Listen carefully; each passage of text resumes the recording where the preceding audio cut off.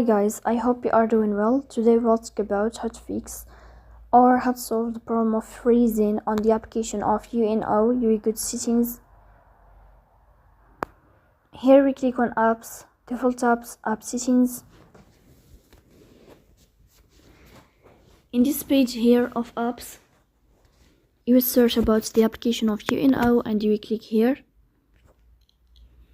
As you see in this page of app info, you will go to first stop and you will click OK.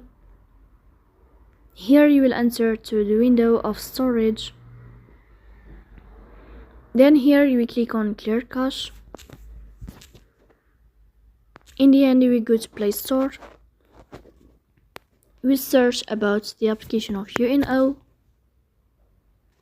Here you will uninstall your app and you will install it again. So that's all. Don't forget to support us by like and subscribe.